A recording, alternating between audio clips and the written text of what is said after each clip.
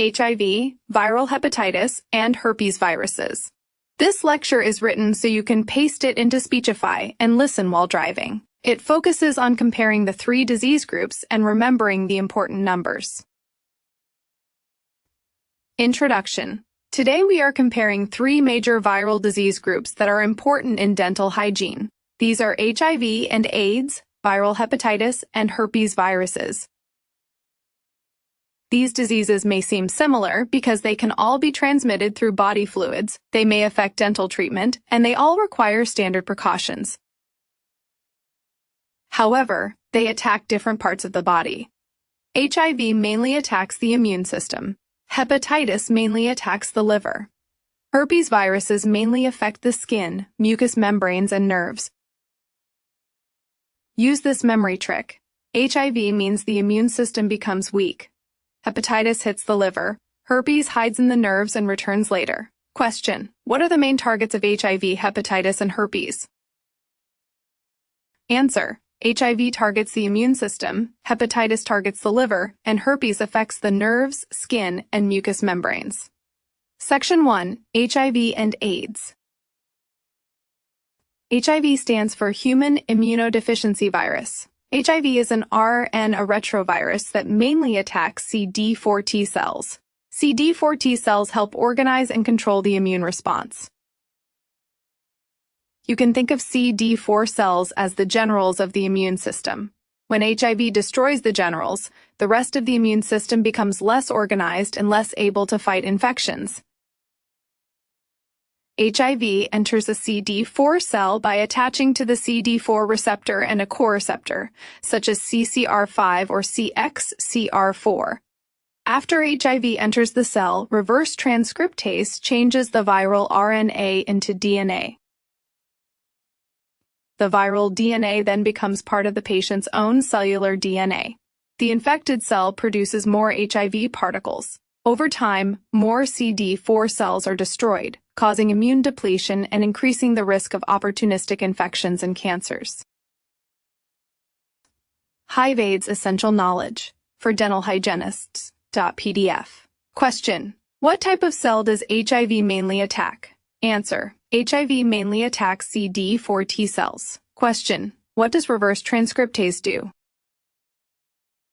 Answer: reverse transcriptase converts HIV's viral RNA into DNA. Stages of HIV infection. HIV infection progresses through three major stages. The first stage is acute HIV infection. Acute infection usually develops about 2 to 4 weeks after exposure. Patients may develop flu-like symptoms such as fever, fatigue, rash, and swollen lymph nodes. The viral load is very high during this stage, so the person is highly infectious. The second stage is clinical latency. During clinical latency, the patient may have few or no symptoms.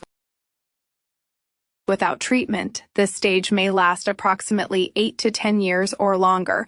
However, HIV continues to reproduce and gradually destroy CD4 cells. The third stage is AIDS. AIDS is diagnosed when the CD4 count falls below 200 cells per cubic millimeter, or when an AIDS-defining illness develops. At this stage, the immune system is severely weakened. HIV/AIDS Essential Knowledge for Dental Hygienists. PDF. Question: how soon after exposure may acute HIV infection occur? Answer: acute HIV infection may occur approximately 2 to 4 weeks after exposure. Question: what CD4 count is associated with AIDS? Answer: a CD4 count below 200 cells per cubic millimeter is associated with AIDS. HIV transmission and testing. HIV may be transmitted through sexual contact, blood exposure, sharing needles, and from a mother to her baby during pregnancy, delivery, or breastfeeding.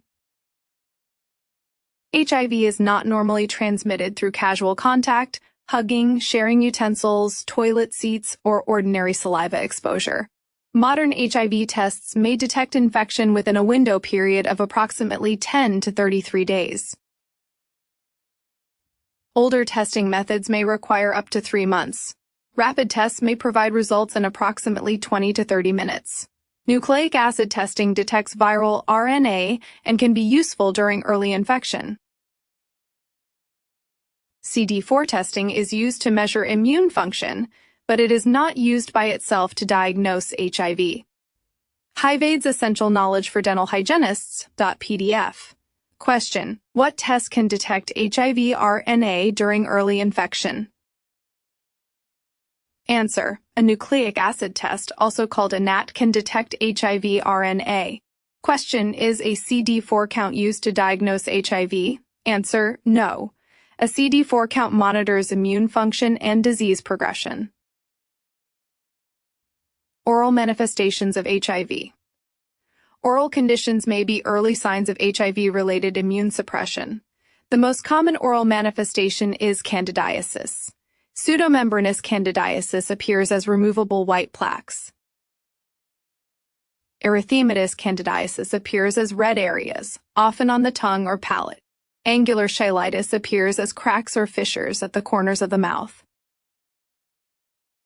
Candidiasis may affect up to 90% of patients with HIV during the course of their disease. The risk becomes especially significant when the CD4 count falls below 200. Other important HIV-associated conditions include oral hairy leukoplakia, Kaposi sarcoma, linear gingival erythema, necrotizing ulcerative gingivitis, and necrotizing ulcerative periodontitis. HIVAID's Essential Knowledge for Dental Hygienists.pdf. Oral hairy leukoplakia is caused by Epstein-Barr virus. It often appears as a white corrugated lesion on the lateral border of the tongue. Kaposi sarcoma is caused by human herpesvirus 8. It may appear as red, purple, or blue spots or nodules. Common oral locations include the hard palate, gingiva, and tongue. HIVAID's Essential Knowledge for Dental Hygienists.pdf. This is an important connection. HIV does not directly cause every oral lesion. Instead, HIV weakens the immune system, allowing other organisms and viruses to cause disease. Question: what is the most common oral manifestation of HIV? Answer: oral candidiasis. Question: what virus causes oral hairy leukoplakia? Answer: Epstein-Barr virus, also called HHV4. Question: what virus causes Kaposi sarcoma? Answer: human herpesvirus 8, also called HHV8. HIV treatment and exposure. HIV is treated using antiretroviral therapy, commonly called ART. ART usually combines medications that attack different stages of the viral life cycle. Reverse transcriptase inhibitors block the conversion of RNA into DNA. Integrase inhibitors prevent HIV DNA from being added to the host cell's DNA. Protease inhibitors interfere with the production of mature viral proteins. Entry inhibitors prevent HIV from entering CD4 cells. ART does not completely remove HIV from the body, but it can greatly reduce the viral load and protect the immune system. The occupational risk of HIV transmission after a needle stick is approximately 0.3%. After an exposure, the site should be washed immediately. The exposure should be reported and evaluated as soon as possible. HIV post-exposure prophylaxis, or PEP, should ideally begin within 72 hours. The usual treatment duration is 2008 days. HIVAID's Essential Knowledge for Dental Hygienists.pdf. Question: within how many hours should HIV PEP ideally be started?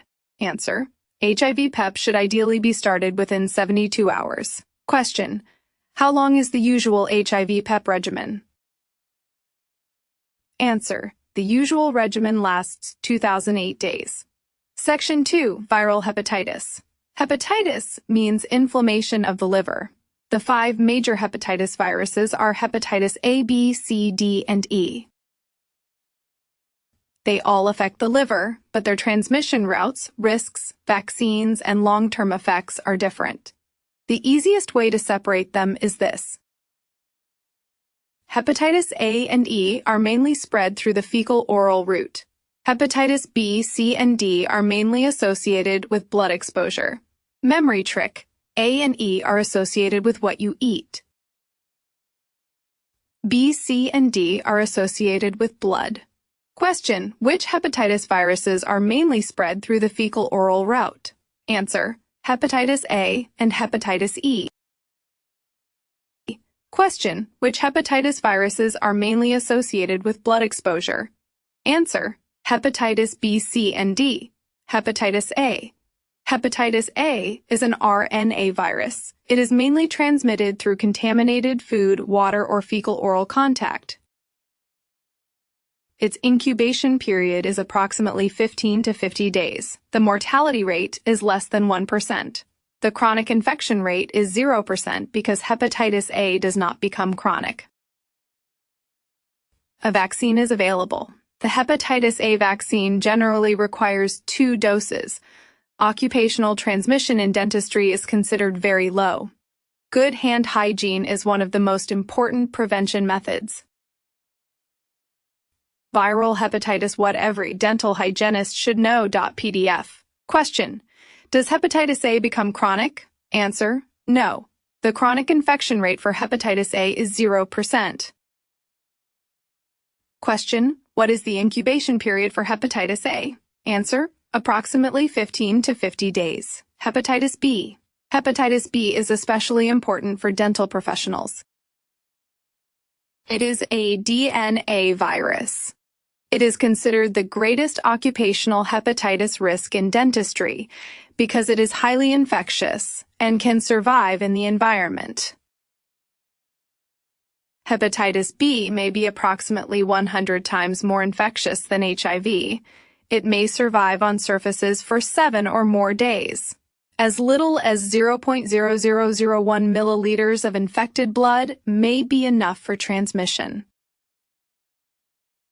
After a needle stick exposure, the transmission risk may range from approximately 6 to 30%. The incubation period is approximately 45 to 160 days. About 5 to 10% of infected adults may develop chronic infection. Among chronically infected patients, approximately 15 to 25% may eventually die from liver disease. A highly effective vaccine is available. The hepatitis B vaccine is more than 95% effective in most recipients.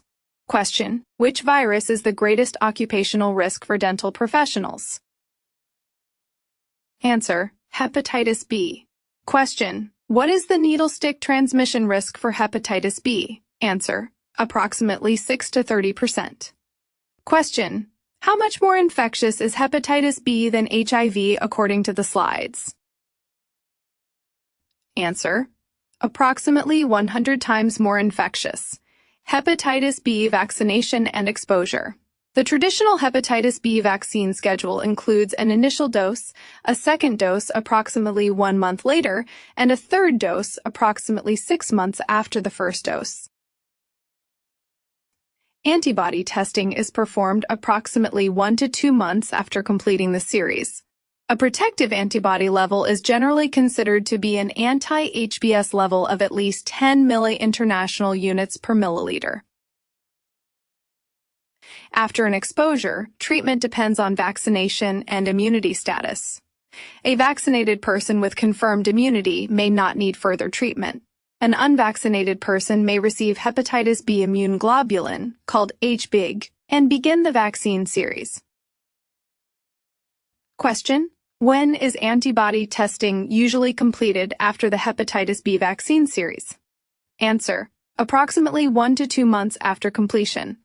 Question: what may an unvaccinated person receive after an HBV exposure? Answer: HB and the hepatitis B vaccine series. Hepatitis C. Hepatitis C is an RNA virus. It is mainly transmitted through blood. It is often called the silent epidemic because many infected people do not know they have it until significant liver damage has occurred. Approximately 75% of acute hepatitis C infections become chronic. Approximately 20% of chronically infected patients may develop cirrhosis over a period of 20 to 30 years. Hepatitis C may survive on surfaces for up to 5 days. The estimated needle stick transmission risk is approximately 1.8%. There is no hepatitis C vaccine. There is also no post-exposure prophylaxis for hepatitis C. However, direct-acting antiviral medications can cure many hepatitis C infections. Viral hepatitis: what every dental hygienist should know. PDF. Question: what percentage of hepatitis C infections may become chronic? Answer: approximately 75%. Question: what is the needle stick risk for hepatitis C? Answer: approximately 1.8%. Question: is there a hepatitis C vaccine? Answer: no. Hepatitis D and E. Hepatitis D is a defective RNA virus. It cannot reproduce by itself. It requires hepatitis B to replicate. Therefore, preventing hepatitis B through vaccination also prevents hepatitis D. Hepatitis D may increase the risk of fulminant hepatitis by approximately 10 times. Hepatitis E is mainly transmitted through contaminated water and the fecal-oral route. It usually causes an acute, self-limited infection. However, it can be especially dangerous during pregnancy. The mortality rate in pregnant women may reach approximately 20%. Viral hepatitis: what every dental hygienist should know. PDF. Question: which hepatitis virus requires hepatitis B to reproduce? Answer: hepatitis D. Question: which hepatitis virus may have a 20% mortality rate in pregnant women? Answer: hepatitis E. Dental management of hepatitis. Patients with acute hepatitis should usually have elective dental care postponed. Patients with chronic liver disease may have an increased bleeding risk because the liver produces many clotting factors. Important laboratory tests may include platelet count, PT, INR, bilirubin, and albumin. Some medications are processed by the liver, so doses may need to be adjusted. NSAIDs may increase bleeding risk in patients with severe liver disease. Acetaminophen may also require caution because of liver toxicity. Standard precautions must be followed for every patient, regardless of whether a hepatitis diagnosis is known. Question: why may a patient with advanced liver disease bleed more easily? Answer: the damaged liver may produce fewer clotting factors. Section 3. Herpes viruses. Herpes viruses are DNA viruses. 8 major human herpes viruses have been identified. These include HSV1, HSV2, varicella zoster virus, Epstein-Barr virus, cytomegalovirus, HHV6, HHV7, and HHV8. The defining feature of herpes viruses is latency. After the primary infection, the virus travels into sensory nerves and becomes inactive in a sensory ganglion. The virus remains in the body for life. It can later reactivate because of stress, fever, illness, ultraviolet radiation, hormonal changes, trauma, or immunosuppression. Question: what is the major defining feature of herpes viruses? Answer: they establish lifelong latency and may reactivate later. HSV1 and HSV2. HSV1 mainly causes oral herpes, cold sores, herpetic whitlow, and ocular herpes. HSV1 usually becomes latent in the trigeminal ganglion. Approximately 67% of people under age 50 worldwide have HSV1. HSV2 mainly causes genital herpes. HSV2 usually becomes latent in the sacral ganglion. Approximately 11% of people ages 15 to 49 worldwide have HSV2. Question: where does HSV1 usually establish latency? Answer: in the trigeminal ganglion. Question: where does HSV2 usually establish latency? Answer: in the sacral ganglion. Primary herpetic gingivostomatitis. Primary herpetic gingivostomatitis most often occurs in children between 1 and 5 years old. Symptoms may include fever, irritability, malaise, swollen cervical lymph nodes, and painful generalized gingivitis. Multiple vesicles may rupture and form ulcers. The lesions may affect the lips, gingiva, oral mucosa, tongue, and palate. The infection usually lasts approximately 7 to 14 days. Non-emergency dental treatment should be postponed until the lesions have healed. Understanding Herpes Virus is a comprehensive guide for dental hygienists. PDF. Question: what age group commonly develops primary herpetic gingivostomatitis? Answer: children approximately 1 to 5 years old. Question: how long does primary herpetic gingivostomatitis usually last? Answer: approximately 7 to 14 days. Herpes labialis. Herpes labialis is another name for cold sores. A recurrent cold sore often begins with a prodromal phase. During the prodrome, the patient may feel tingling, itching, or burning approximately 1 to 2 days before the lesion appears. Viral shedding may already begin during this phase. Next, fluid-filled vesicles develop. The vesicles rupture and form painful ulcers. The ulcers eventually crust and heal. Complete healing usually occurs within approximately 7 to 10 days. Recurrent lesions often appear in the same location. Elective dental care should usually be postponed until active lesions have healed. Understanding Herpes Virus is a comprehensive guide for dental hygienists. PDF. Question: how long before a cold sore appears may the prodrome begin? Answer: approximately 1 to 2 days before the lesion. Question: how long do cold sores usually take to heal? Answer: approximately 7 to 10 days. Other HSV conditions. Herpetic whitlow is an HSV infection of the finger. Dental professionals may develop it after direct contact with active herpes lesions or infected secretions. It appears as painful vesicles on an inflamed finger. Ocular herpes affects the eye and may cause keratitis. If untreated, it may lead to corneal scarring and vision loss. Recurrent intraoral herpes usually affects keratinized tissue. Common locations include the hard palate and attached gingiva. This helps distinguish recurrent herpes from aphthous ulcers, which usually occur on non-keratinized tissue. Question: what occupational herpes infection affects the finger? Answer: herpetic whitlow. Question: what oral tissues commonly develop recurrent intraoral herpes?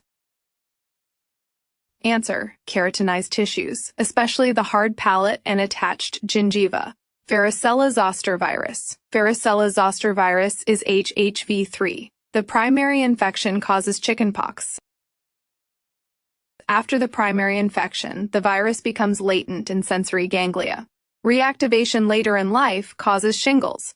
Shingles normally appears as a painful one-sided vesicular eruption following a dermatome. The trigeminal nerve is involved in approximately 15 to 20% of cases. If the mandibular branch is affected, unilateral intraoral vesicles may appear. A possible complication is postherpetic neuralgia, which is persistent pain after the rash heals.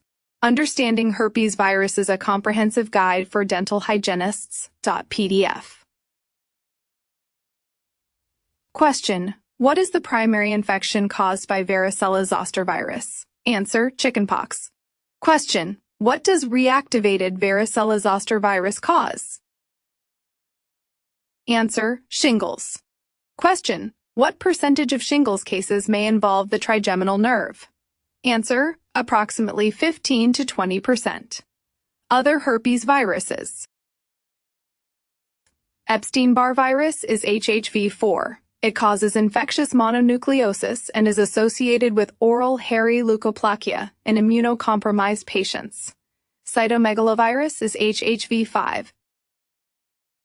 It may cause persistent oral ulcerations in immunocompromised patients. HHV8 is associated with Kaposi sarcoma. Kaposi sarcoma may appear as purple or red lesions, commonly on the palate. These connections are especially important when studying HIV. HIV weakens the immune system. EBV may then cause oral hairy leukoplakia. HHV, the 8th of May, cause Kaposi sarcoma. HSV may cause more severe or frequent recurrent lesions. Question: which herpes virus causes oral hairy leukoplakia? Answer: Epstein-Barr virus, or HHV4. Question: which herpes virus causes Kaposi sarcoma? Answer: HHV8.